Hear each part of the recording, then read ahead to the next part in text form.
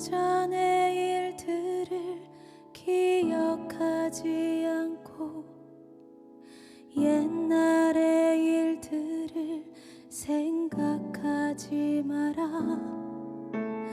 나는 너의 죄를 기억하지 않고 내가 너를 새롭게 하리라. 너는 내 손으로 빚어 만든 백성, 너의 죄가 나를 괴롭혀도 나는 너의 죄를 씻어주느니 내가 너를 새롭게 하리라. 보라 내가 새 일을 하려 한다. 너의 갈라진 마음에 그 사막과 같은 땅에 길을 내고 큰 강을 내리라. 이미 내가 너를 통해 새 일을 시작했으니 너의 죄를 씻으니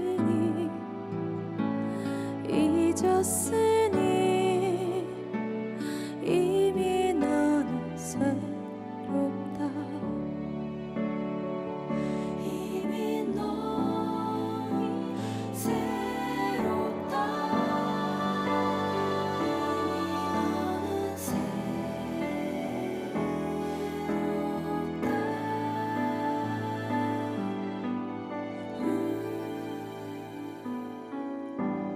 너는 내 손으로 빚어 만든 백성, 너의 죄가 나를 괴롭혀도 나는 너의 죄를 씻어주느니 내가 너를 새롭게 하리라. 보라 내가 새 일을 하려 한다. 너의 갈라진 마음에 그 사막과 같은 땅에 길을 내고 큰 강을 내리라. 이미 내가 너를 통해 새 일을 시작했으니 너의 죄를 씻으니 잊었으니 이미 너는 새롭다.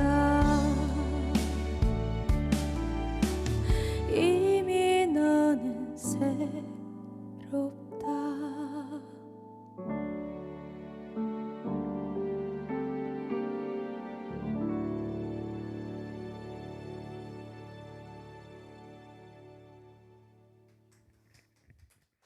안녕하세요. 생명수호에 대한 하느님의 가르침 토크 콘서트 포유 서울대교구 생명위원회 사무국장 박정우 후고 신부입니다.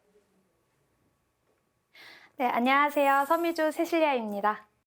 오늘은 지난 시간에 이어서 부부의 사랑과 부모됨에 대해서 알아보고 인공적으로 출산을 조절하는 피임을 왜 우리 교회는 인정하지 않는지, 교회가 제안하는 피임을 대신할 방법, 자연주기법에 대해서 자세히 알아보겠습니다.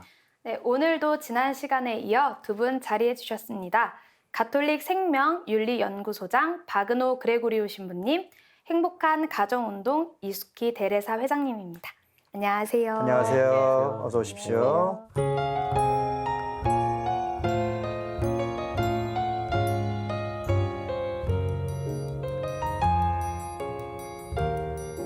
네, 박은호 신부님, 우리가 지난 시간에 성교황 바오로 6세 해치 인간 생명에 대해서 이야기 나눴는데요.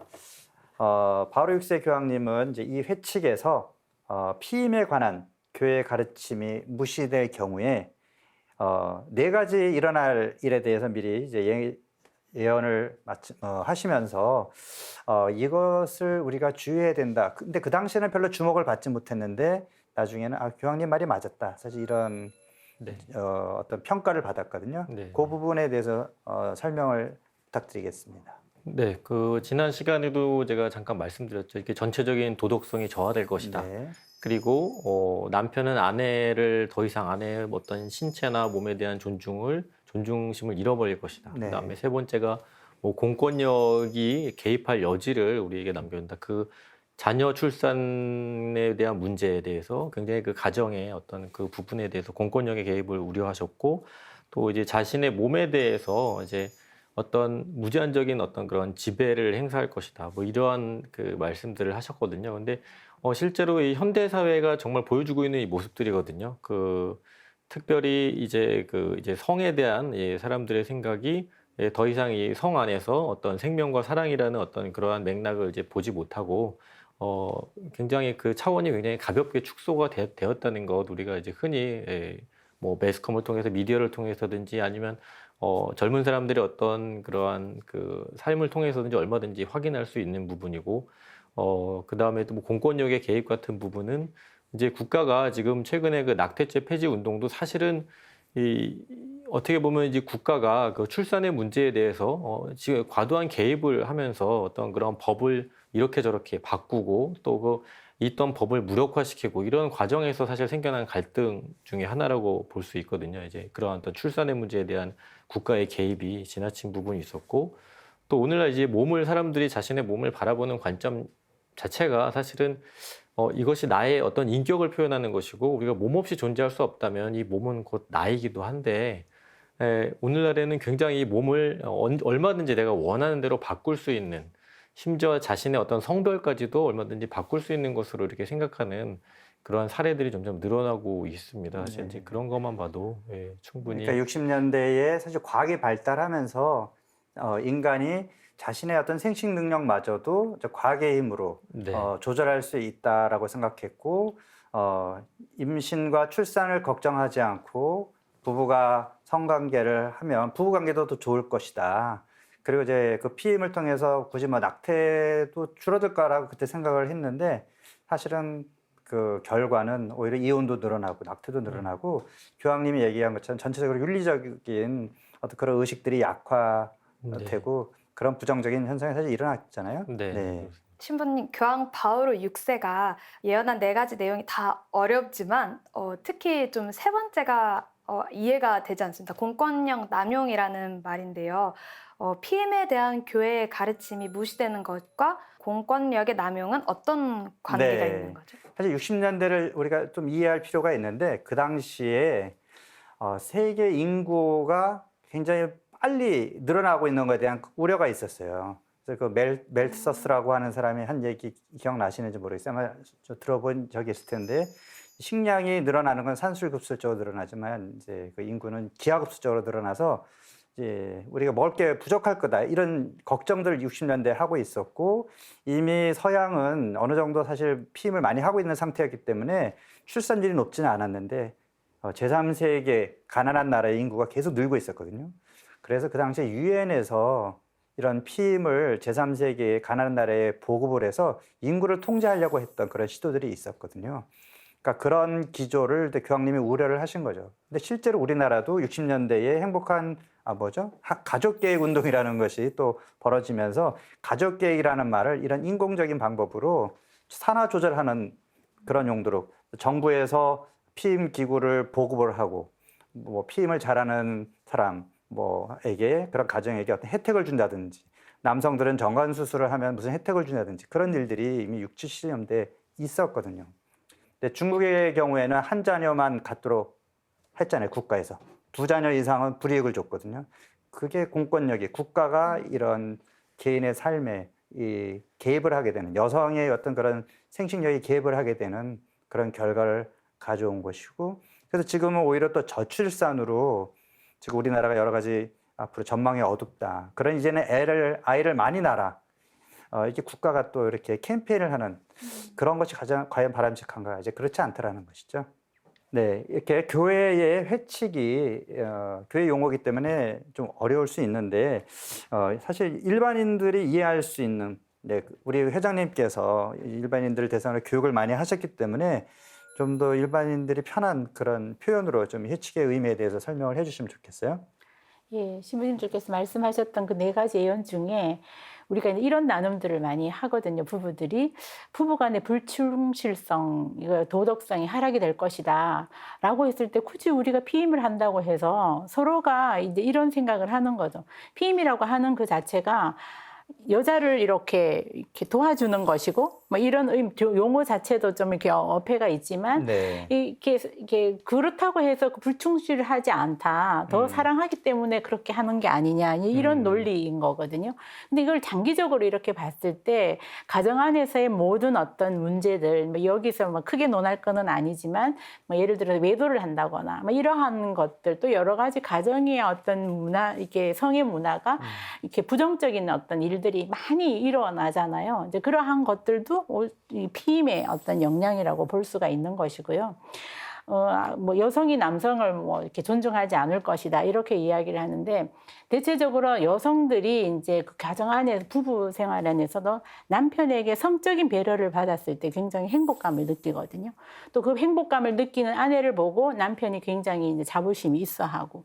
그래서 이제 이러한 서로에 대한 몸에 대한 배려를 또 성적인 부분에 대해서는 여성들은 굉장히 민감하기 때문에 그러한 배려들을 이제 남편한테 받고 아내도 그러한 배려에 대한 감사함으로 서로가 주고받는 어떤 그걸 했을 때 행복감이 넘쳐진다라고 하는 것들이 이제 실질적으로 부부 안에서 있는 일들이고요. 공권력 남용에 대한 이런 부분에 대한 것들도 마찬가지인 거예요. 출산 장려 정책 이거에 아까 신부님께서 말씀하셨는데 브린 클리닉이 너무 성행해 가는 거죠. 이것은 남성이 불임이든 여성이 불임이든지 간에 여성이 배란 유도제를 맞음으로 인해서 그러한 어떤 고통을, 신체적인 고통을 받아야 하는 거거든요. 그래서 이러한 장려 정책을 할 때 생식력에 대한 어떤 여성들의 돌봄에 대한 이야기들은 하나도 없고 그 교육도 굉장히 부족한 상태이고 그래서 그 몸을 안다라는 것, 그러한 것들이 굉장히 중요한 사실들이죠. 지난 시간에도 저희가 이제 피임에 대해서 논란을 좀 언급을 했었는데 제가 좀 궁금한 게 이제 사후 피임은 어쨌든 생명과 정말 직접적으로 연결되는 문제니까 제가 이해를 하겠는데 사전 피임은 사전 피임은 문제가 안 되는 것이 아닐까라는 궁금증이 생겼어요. 이런 선택마저 이제 교회가 간섭을 하는 건가라는 생각이 좀 들어서 좀 궁금하죠. 사후 피임약은 여성에게 굉장히 큰 해가 되고 네. 심지어는 이제 뭐 낙태약으로도 사용될 수 있지만 사전 피임은 큰 해가 없지 않겠는가 해도 되지 않겠냐 이런 취지인가요? 네, 박원호 신부님 어떻게 생각하세요? 예, 뭐 아까 간단하게 설명을 제가 이제 드린 부분이었는데 이제 아까 말씀드렸듯이 인간에게 몸의 의미가 우리 인간의 몸을 우리가 인격의 표현이라고 얘기를 한다면 몸을 서로 우리가 내어주는 게 사실은 이제 성행위잖아요. 그렇다면 그 몸을 내어준다는 것은 나의 전부를 내어주는 것을 이제 의미를 하거든요. 사실 그 두 사람이 어떤 의도를 가지고 부부행위를 하거나 성행위를 했느냐 이거는 그 사람들이 갖고 있는 어떤 개인적인 의도일 수 있지만 그 행위 자체가 갖고 있는 의미가 있다는 거죠. 그래서 몸을 내어준다. 이 몸은 인간의 몸이기 때문에 바로 자신을 온전히 내어주는 것이고 자신을 온전히 내어준다는 것에는 지금뿐만이 아니라 평생을 이제 아우르는 어떤 그런 의미를 갖고 있죠. 그래서 교회는 그렇게 자신을 온전히 내어주는 사랑의 일부가 아니라면 이 성행이라는 것은 인간적일 수 없다라고 분명히 이제 밝히고 있습니다. 그 맥락 안에서 사실 출산력도 분명히 그 안에 담겨 있는 것이거든요. 그러니까 내가 분명히 내 자신을 내어주는 것이고 그럼을 통해서 그 두 사람은 완전한 일치를 이루게 된다. 그것이 어떻게 보면 하느님께서 남자와 여자를 창조하시고 한 몸을 통해서 그 두 사람이 누리도록 그렇게 계획하신 하나의 또 행복이고 우리 인간의 완성인데 이제 그 부분을 우리가 이제 배제시킴으로써 정작 우리가 누려야 될 그런 행복과 선을 우리 스스로 포기하게 되는 것이죠. 그래서 사실 교회가 자꾸 뭐 죄다 이런 표현을 얘기를 하니까 외적으로 뭐 그냥 죄라고 얘기하니까 죄야 이게 아니라 어떻게 보면 이제 우리가 부부가 마땅히 누려야 될 그 선을 누리지 못하게 되는 그 상황을 스스로 만들어내고 선택한다는 차원에서 그 피임의 문제점을 우리가 분명히 지적을 하고 있는 것이죠. 네, 사실 이제 신부님 얘기를 들으면서 저도 그렇게 이렇게 뭐 설득력 있게 그럼 꼭 피면 안 되겠다 이런 생각은 안 들어요. 네, 예. 그러나 이제 실제로 이제 자연주기법을 실천하는 부부들의 얘기를 들으면 임신을 걱정하면서 약이나 기구를 쓰고 남편을 만나는 것과 그런 것 없이 온전히 모든 이 성행위가 주는 의미를 다 충만하게 실현하는 모든 가능성을 열어놓고 그 남편과 만났을 때 그 느낌도 확실히 다르고 의미도 다르다라고 얘기를 하고 있거든요. 어쨌든 성행위 안에 본성적으로 생명을 전달하는 그런 가능성까지 들어있는데 그거를 인위적으로 약이나 기구로 여성의 몸에 어떤 간섭을 하고 피해를 주면서 굳이 그거를 배제한 그 안에서는 두 사람이 물론 또 사랑을 나눈다는 그런 의미는 있겠지만 생명을 배제한 그 사랑과 그것까지도 포함한 온전한 것을 다 내어놓는 그런 성관계는 분명히 의미가 다르다라고 그렇게 얘기를 하거든요. 그래서 이론적으로는 사실 설명하기 어려울 것 같아요. 그러나 이것을 실천하시는 분들은 좀 다를 것 같은데 혹시 회장님 그런 얘기 좀 들어보시지 않으셨어요? 그렇죠. 많이 그렇게 듣고 이걸 이제 거기에 대해서 얘기를 하다 보면 주기에 대한 이야기를 또 안 할 수가 없는데 네. 예, 그런 그 주기의 어떤 여성들의 그 몸의 특성을 보면 그냥 뭐 월경을 하고 배란을 하는 정도가 아니라 이 여성이 이렇게 여성의 몸은 성인이 되면서 임신할 수 있는 몸으로 변하는 거 맞아요.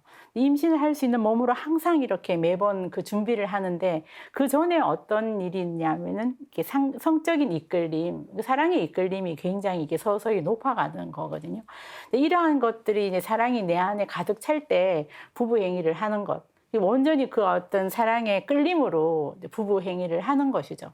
그랬을 때의 그 준비가 사전에 나는 어떤 것들을 이렇게 차단하고 사랑을 나누는 것과 온전히 그 이끌림으로 이제 그대를 향해서 이렇게 사랑을 나눌 때 하고는 굉장히 다른 차이가 있죠. 그래서 이제 이런 것들도 이제 많은 이제 긍정적인 어떤 부분들로 전해지고 있습니다. 그렇죠. 그래서 네. 교회는 이 하느님이 계획한 남녀의 성관계 네. 안에는 반드시 두 사람의 일치와 함께 생명이 분리되어서는 안 된다. 생명 전달의 가능성이 분리되어서는 안 된다. 그거는 이제 하느님의 영역을 개입하는 거고 자연법에 어긋난다라고 얘기를 하는데 자 그렇다면은 우리가 피임을 허용하지 않는다면 교회가 그럼 성행위 할 때마다 다 아이를 낳아야 되는 거냐 이제 그렇게 이제 질문을 하시는데 그건 아니고 지난주에 잠깐 언급한 것처럼 여성의 몸에 있는 그런 주기라고 하는 것은 하나의 법칙이고 하나님께서 인간에게 심어주신 능력이거든요. 그래서 그 안에는 임신이 될 수 있는 기간과 되지 않는 기간이 있다. 그것을 선용하는 것은 정당하다라고 인간의 생명 해칙에 나와 있어요. 그걸 자연주기법이라고 부르는 거잖아요. 네, 그런데 이 자연주기법에 일반인들은 또 이렇게 질문을 해요. 어차피 아이를 원하지 않는 것은 똑같은 것이 아니냐. 약이나 기구를 쓰는 거하고 뭐 자연주기법하고 어차피 아이를 원하지 않아서 선택하는 건데 그 차이가 뭐냐. 이런 질문을 하는데 사실 이것도 대답하기가 쉽지는 않아요. 박은호 신부님 어떤 대답을 해줄 수 있을까요? 일단은 아까 이제 온전히 내어주는 사랑으로서의 어떤 그 부부 행위를 말씀드렸는데 또 한 가지 제가 말씀을 드리고 싶은 게 사실 성과 생명이라는 그 관계가 어떻게 보면 그냥 생물학적인 어떤 그런 관계로 우리가 볼 수 있지만 또 하나 거기에 이제 사랑이라는 맥락이 이제 담겨 있다는 것은 인간의 탄생을 위해서는 바로 부부의 그 사랑 안에서 탄생하는 것이 정말 합당한 어떤 그런 장소다. 그리고 인간의 생명을 낳을 수 있는 유일한 행위가 바로 성행위거든요. 사실 다른 행위도 아니고 유일한 행위가 그 성행위라고 했을 때 그 부부 행위를 존중한다는 것은 단지 그냥 어떤 지금 우리가 아까 말씀드렸듯이 뭐 서로가 자신을 이렇게 내어주고 일치를 이루는 의미만 있는 것이 아니라 바로 인간이라는 그 가치를 존중한다는 것이 그 안에 분명히 이제 담겨 있다고 볼 수 있습니다.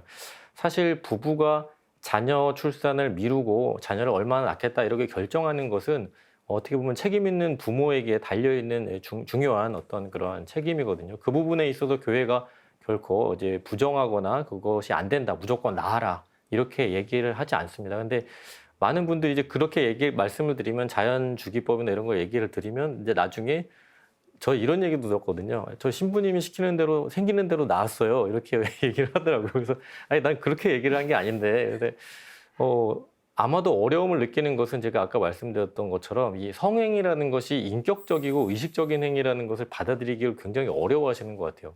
특히 이제 부부 생활을 같이 하시는 분들에게 그것이 더 어려울 수 있는데 사실 성윤리라는 것은 계속 있어 왔던 것이고 또 오늘날에도 특히 성범죄에 대해서 굉장히 사회적으로 지탄을 많이 받는다는 것은 성은 그냥 본능적으로 우리가 그냥 자동으로 이루어지는 행위가 아니라는 것은 분명히 다 인정을 하는 부분인데 특히 이제 부부에게 있어서는 굉장히 그것이 이제 어렵다는 것이죠. 근데 이 자연주기법과 피임의 차이는 아까 말씀드렸듯이 분명히 그 의도에 있어서는 차이는 없습니다. 자녀를 지금 낳지 않는 것이 자녀를 위해서도 책임 있는 부모로서 올바른 결정이라는 것은 분명히 의도는 둘 다 선하다고 볼 수 있는데 그것을 실행하는 어떤 그 방식에 있어서 이 피임이라는 것은 아까 말씀드렸던 그러한 어떤 이 부부행위가 갖고 있는 그 의미를 우리가 훼손하게 되고 또 부부사랑이나 인간의 가치가 흔들리게 되는 반면에 이 자연주기법이라는 것은 바로 이 부부행위가 갖고 있는 그 의미를 온전히 존중하면서 또 부부는 또 이 자연주기법을 실천하기 위해서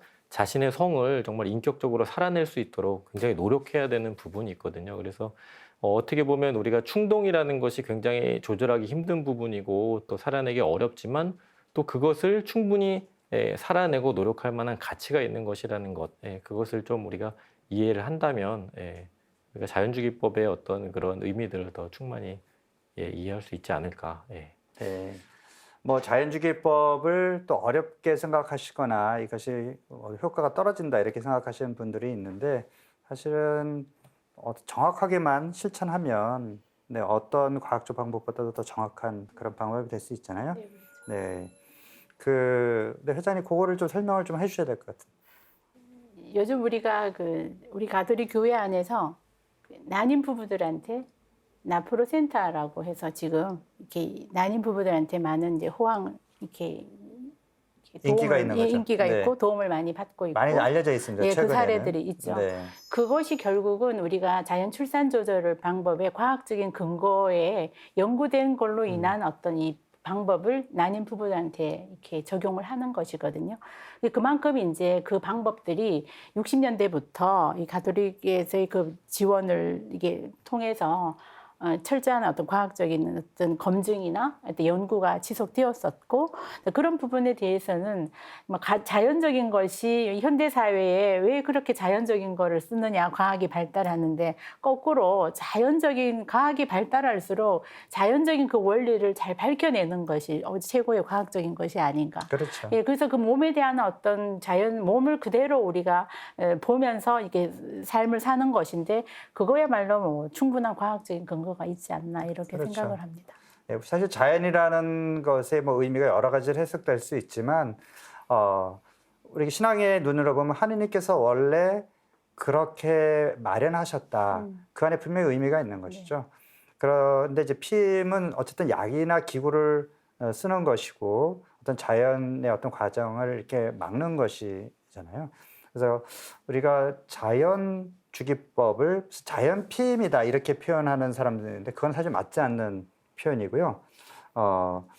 이 교육 과정에서 사람들한테 이제 그런 오해에 대해서 좀 얘기하시잖아요. 그러면 사람들이 그걸 좀 받아들이고 자연주기법을 교육받는 분들이 어떤 변화 같은 걸 좀 느끼시는 그런 분들 계시나요? 그렇죠. 그래서 처음에 이제 교육을 왔을 때 뭐 다양한 분들이 이제 교육에 참가를 하시는데 출산 조절이 방법인 줄 알았다. 나는 뭐 아이도 다 낳고 배울 필요도 없는데 이렇게 생각하시는 분도 있고 미혼 분들도 나 결혼하지 않을 건데 뭐 이렇게 또 수도자 분들께서도 나 그런 상관이 없는데 라고 해서 교육을 받으러 오셨다가 내 몸에 대한 이야기들 이렇게 볼 수가 있구나. 근데 그런 거에 기여한 것은 틴스타가 많이 기여를 했어요. 네. 생식력 자각이라고 하는 이런 부분들에서 이게 되면서 내 몸을 보는 것이 이렇게 중요한 거구나라고 하는 것들이 이제 많이 깔려 있고 우리 교육을 통해서도 왔을 때 이것은 내 몸을 보는 것은 내 몸을 보는 것뿐만이 아니라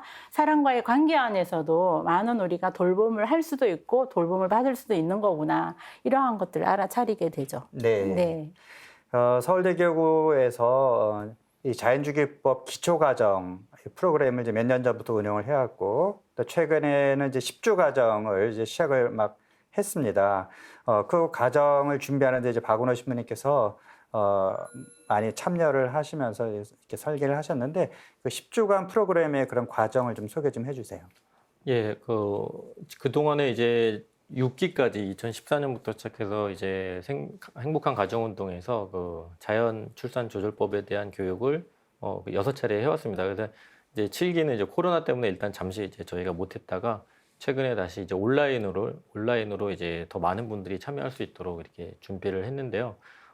좀 달라진 점이라면 그동안에 이제 그 자연주기법 교육이 이제 영성 부분과 실천 부분, 그래서 영성 부분에는 주로 어떤 교회의 이런 가르침들을 소개하고 자연주기법의 어떤 그 타당성이나 이런 것들을 이제 얘기하고, 그다음에 실천 부분에서 어떤 실제로 이제 그 호르몬이나 점액에 대한 관찰, 그리고 실제로 그것을 관찰하면서 자신들의 주기들을 실제로 이렇게 체크해보는 어떤 그런 시간들이 이제 주를 이뤘다면, 이번에는 이제 그 시작 부분에 일단 도입으로서 어떤 인간이라는 존재가 어떤 존재인가, 그리고 남자와 여자의 어떤 존재나 부부의 사랑, 그다음에 뭐 자녀의 의미, 이런 기본적인 설명들이 먼저 들어가도록 저희가 이번에 조금 짰습니다. 왜냐하면 처음부터 어떤 자연주기법을 이제 설명하는 건 너무 이제 기계적이고 또 기술적인 설명이 될 수 있기 때문에 왜 우리가 이 자연주기법을 교회가 이렇게 권하고 또 소개하는지, 그런 부분에 대해서 이해하기 위해서는 인간이란 어떤 존재인가, 인간이 무엇을 위해서 창조되었고 어떠한 소명을 갖고 있는가, 이런 부분에 대한 이해가 없다면 이러한 내용을 좀 받아들이기가 어려울 것 같기 때문에 이제 그렇게 준비를 했습니다. 네. 그래서 이번 자연주기법은 그 줌이라고 하는 온라인 그 화상 대화 형식으로 네. 하는데 어떤 특징이 있을까요?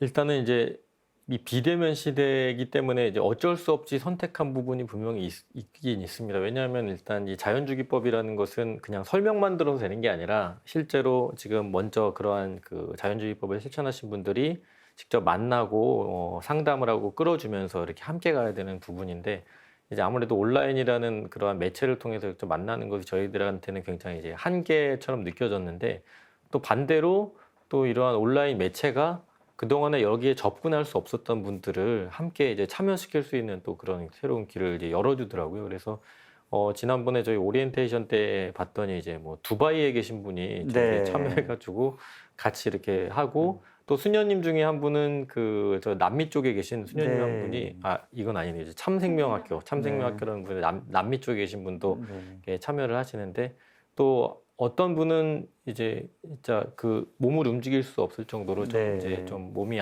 어려우신 분들도 대면 교육을 하면 나올 수 움직일 수 없는 분도 없으셨던, 네, 화상으로는 할 수 있고. 화상으로 이렇게 참여를 하실 수 있는 이제 네. 그러한 것이 돼서 참 이것이 갖고 있는 순기능에 대해서 다시 한번 이렇게 네. 좀 생각을 해보게 그리고 됐습니다. 과거에는 이제 낮 시간에 주로 이제 직장 생활을 하지 않는 분들을 대상으로 했기 때문에 한정되어 있는데, 온라인으로 하다 보니까 이제 저녁 시간에 이제 부부가 함께 들을 수 있는 그런 프로그램이 되어서 네. 젊은 부부들이 많이 참여하고 있다, 이렇게 저는 들었거든요. 네, 그런 장점이 있는 것 같습니다. 네, 그래서 이 자연주기법이 단순히 뭐 임신을 잘하고 못하고 그런 걸 떠나서 부부 관계의 어떤 본질적인 의미가 뭔지, 부부 사랑의 의미가 뭔지, 이런 것들을 좀 더 깨닫는, 그래서 부부가 서로 존중하고, 특히나 이제 남성은 여성의 몸에 대해서 잘 모르잖아요. 사실 여성도 자기 몸을 잘 모르는데 그런 것들을 알아가면서 어떤 생명의 신비, 생명에 대한 어떤 하느님의 섭리, 이런 것들도 좀 느낄 수 있을 것 같고요. 그래서 두 분이 이 자연주기법을, 특히나 이제 우리 회장님은 오랫동안 하셨으니까 우리가 배울 점, 또 회장님이 특별히 느낀 점, 나누고 싶은 점이 있으면 마지막으로 이렇게 정리해 주시죠. 이 자기 몸에 대한 것을 공부를 하다가 보면 그 부부 안에 이제 자기가 임신이 되었을 때, 생명이 나에게 왔을 때, 우리의 계획대로 되지 않는구나라고 하는 것도 스스로 체험을 하고요. 생명은 정말 우리의 계획보다는 어디 선물로 주시는 것 같다라고 하는 것도 스스로 느끼게 돼요. 그래서 제가 부부가 생각이 나는데, 그 부부는 이제 이걸 잘 이렇게 진행을 하고 자기 나름대로 이제 계획을 하는 거죠. 이제 터울 조절을 해서 언제쯤에나 우리는 결혼을 이제 신혼기를 즐기고 그 다음에 얼마 후에 우리는 아기를 가져야겠다라고 하면서 충실히 이제 출산 조절을 잘 하는 네. 거죠.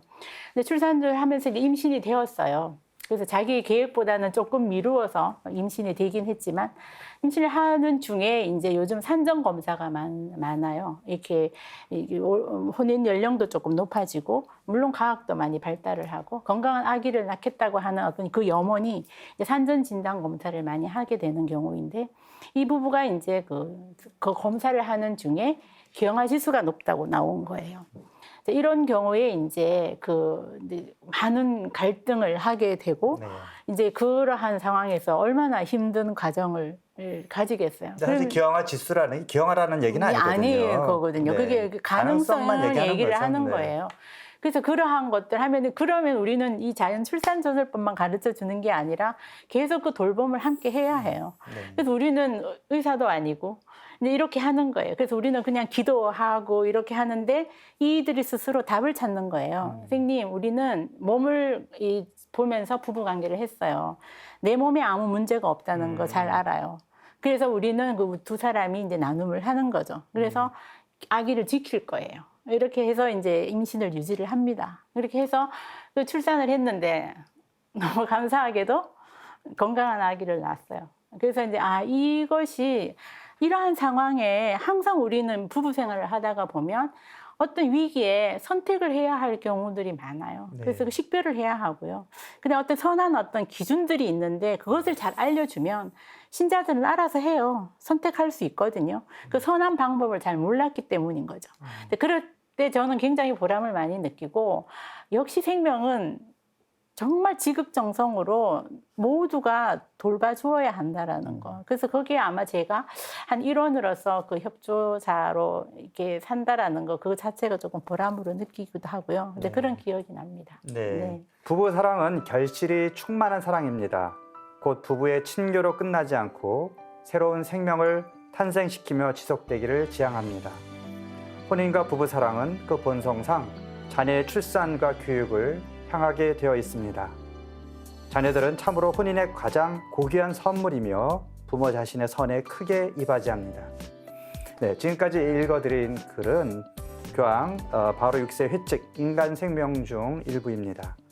부부됨과 부모됨은 인간끼리의 약속이기 전에 하느님과의 약속이며 우리가 이 세상을 살아가며 지켜야 할 사명이며 주님께서 주신 축복이라는 말을 끝으로 오늘 이 시간 마무리하겠습니다. 네, 함께해 주신 두 분 가톨릭 생명윤리연구소장 바그노 그레고리오 신부님, 행복한 가정운동 이수키 데레사 회장님 감사합니다.